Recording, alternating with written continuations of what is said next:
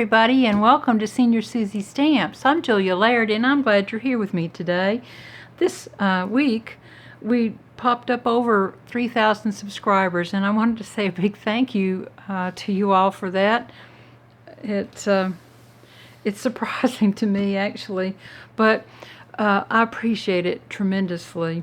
So let's get started with today's project. I wanted us to think about jumpstarting Christmas cards, because I make a lot of Christmas cards for donation and for my Christmas card list, and I know some of you all do too, and it's always helpful to have some things already done for Christmas cards. So I wanted to go back to our A2 size layers and look at some different layers. Now, over here on my desk, I keep a box that has quarter panels in it, and that is the full A2 size layer of 4 1/4 by 5 1/2. And it's easy to cut down by 1/4 of an inch, but today we're going to be looking at this second layer, which is 3 3/4 by 5. And there's a couple of reasons for that.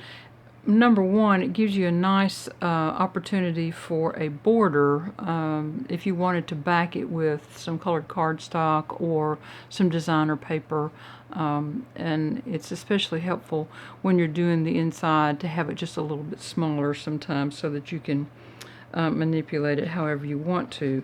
So that's the layer that we're working on today. And this chart, if you're interested, is always over on the Facebook page. I have it pinned to the top, so you can go over there and get it at any time that you want to. So let's get started. I want to show you how I cut this, because I like to cut my paper to maximize my scraps. And I could come over here and pull my quarter panels and cut, but that would only give me a 1/2 of an inch strip. Well, you and I both know you can only use so many 1/2 inch strips, and a full inch strip is much easier to utilize in your scrap pile than 1/4 and 1/2 inch strips are. So the very first cut that I cut on this one is at a shy 7 1/2 inches, so it's just a little bit over an inch. I'll explain why in just a second. So I take the full 11 inch piece off at 1 plus a hair, and I've got that over in my large white scrap bin over here, and then I turn it and I cut off of my factory side, and I take a 1 inch strip off. That one doesn't have to be shy or anything, but this one is a little important for our later on in the project thing. And then I'll cut this in quarters, and because this was a little shy going this way, it's not going to be a full 3 3/4. It will be 3 3/4 shy, so just so you remember that. Now, while we're on the subject of scraps, this is all the white paper scrap I have available, and the reason I have so much of these 1 inch strips is because I've been cutting some second layer stock to have on hand for what I'm going to work on today, and so that's why I'm heavy on these, but I needed some for my notebook. You remember my sentiment notebook over here. Let me show it to you again, because what we're working on is in here as well. But 2 weeks ago, I think, I showed you about doing sentiments and in these baseball card holders. But today, what I want to show you is these specifically, because they hold this second layer panel perfectly. And these are seed packet holders, and I will leave a link to this one today down in the description box below. So what I've been doing is deciding what colors are going to be my primary colors, and that's Real Red, Garden Green, and VersaFine Onyx Black. Those are the colors that I'm going to try to stick with for the most part on my Christmas cards on the outside sentiment. So the inside sentiment then will be the same color as the outside sentiment. And this one came out of a package of penny black stamps called Believe, and it's 30310. It's this stamp right here. And all I've done is to go through and stamp as many as I think I might like to have. This is a little more sparkle and a little less stress. This Christmas, we wish you the best. And so I've got my green and my red and my black, and I think I just did one of each. And you'll notice I turned it so it's going to be a lateral top fold card, and that came out of a packet from Stampendous, Faith, Peace, and Love, SSC 1368. What I try to do is pull some sentiments that I did not use last year, and that's what I've been working on. And here's another one. So you get the general drift of what I've been working on this week and how I've been doing it. And so if you want to jumpstart your Christmas cards, this is a great way to do it in combination with your sentiment for the front, is to get your inside panels done. Now, let me show you why that becomes somewhat important. What I have done in the past, let me get rid of this, is to do all my card fronts. And you'll hear me say that. I'll fill out the inside when I pull the card. Well, that's great for thinking of you and perhaps birthday cards and what have you. But for Christmas cards, I find that I get to a point where I'm ready to fill out my Christmas cards and it's blank inside. Well, that's counterproductive because I am always on the wire about sending my Christmas cards out. I make them, I get them all delivered, and then for some reason, I just tend to procrastinate a little bit. Let me tell you a little bit about these cards here, and then we'll finish this one, because it started out with the drywall tape, for example, like we did last week. And there's a great video on that, and I'll link that below also as well. So the background is the drywall tape, and I used 3 different colors of blue ink on that. And I put it through this Christmas tree onto a blank sheet of white paper. Now, this is a scan and cut image, and it is AR1013. So if you have a scan and cut, that's the image that this is without the trunk. I didn't cut the trunk, I just cut a piece of brown paper for my trunk. So on this card, I've gone ahead and finished the inside. I pulled one of my panels, I had the stamps available to me right there and then, and I finished the inside. What I've not done is to finish the envelope. So that needs to be done. And on this one, I need to go in and finish the inside of this card. So let's see what we can find in the notebook that will go well with that outside sentiment of Christmas trees. And I think Believe in the Magic of the Season is always a good one. So let's try to finish that up. And it looks like I have bumped off one of my little glitter balls. These came from the Dollar Tree. And I'm going to try to glue this one right back on there. And I think maybe I can get it with my tweezers, so that I don't get the damaged side up. There we go, and that'll dry in just a couple seconds. What I have done is I used a punch, and this is a Stampin' Up! Punch Christmas tree.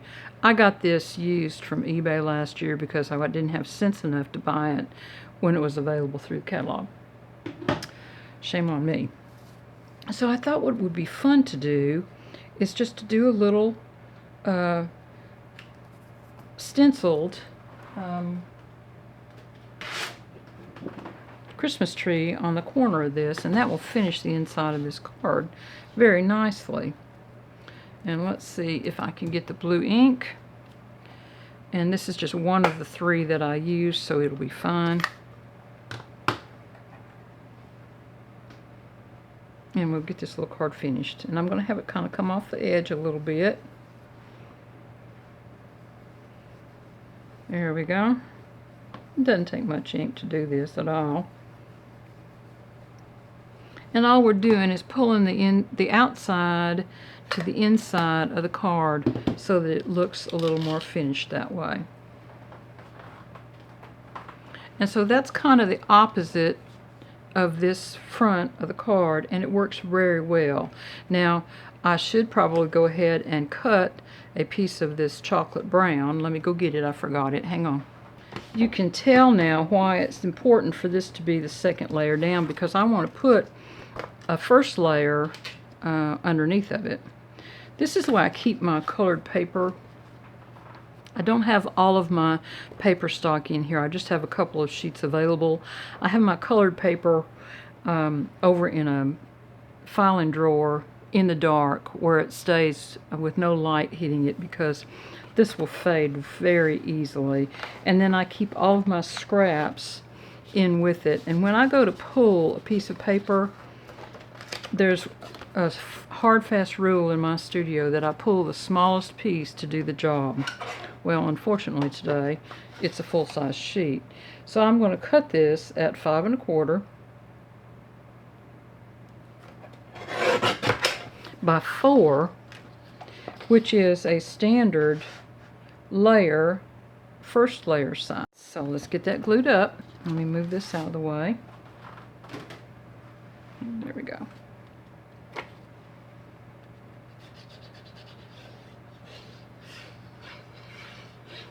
I have 2 or 3 other cards to show you today, so bear with me. My hands are not quite working right today. That's the way it happens when you have arthritis sometimes. And then I'm going to just glue this onto the inside of that card. And the card itself is going to be finished that way. And now, because I had those little panels already done, I can spend my time making a complete card rather than just concentrating on the fronts and trying to figure out what to do with the inside later and having to pull stuff out. Now let's do the envelope. I'm going to use this same little stencil for the envelope.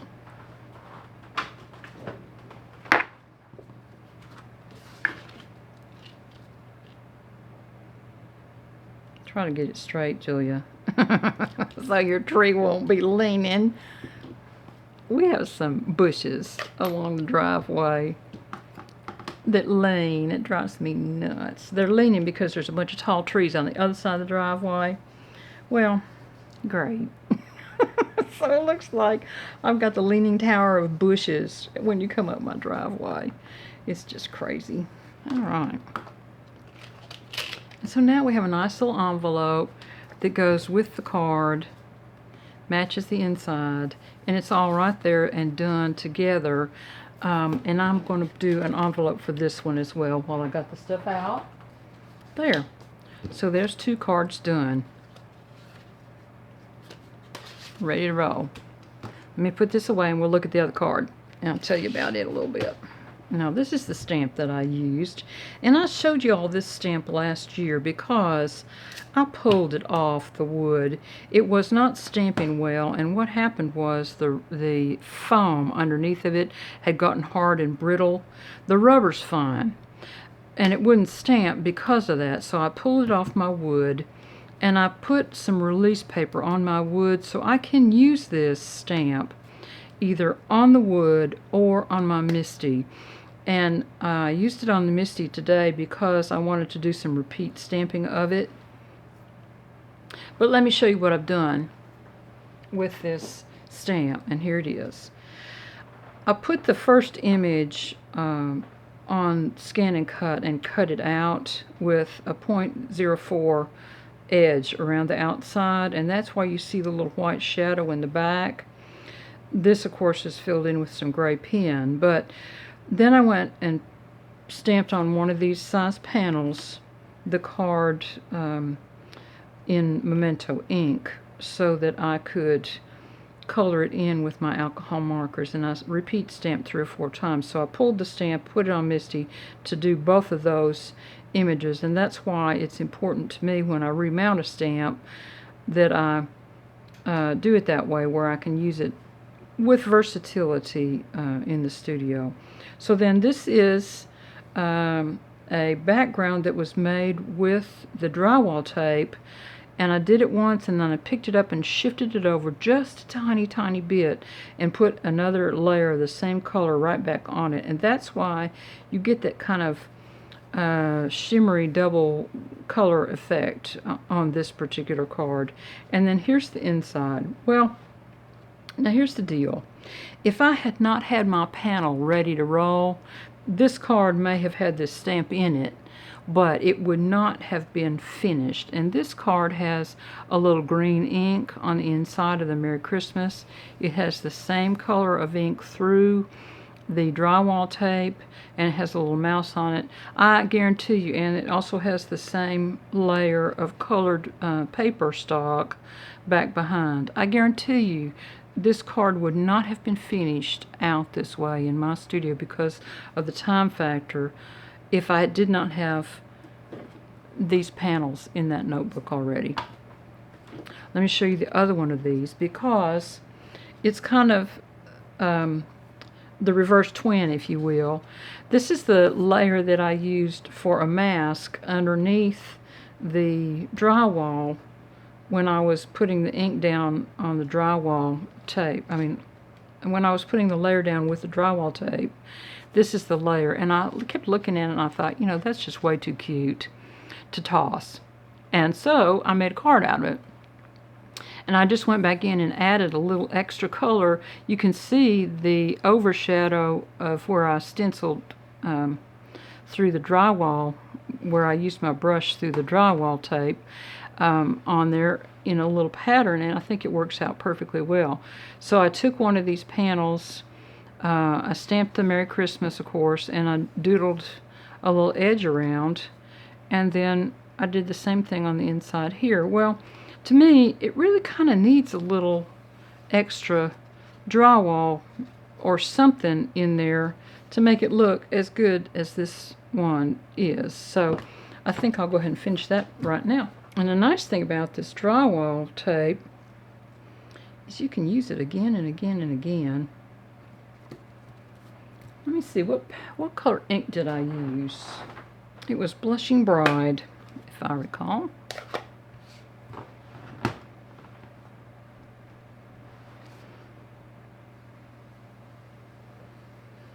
And so we'll just put a little extra in here on this, and you'll see the difference on it.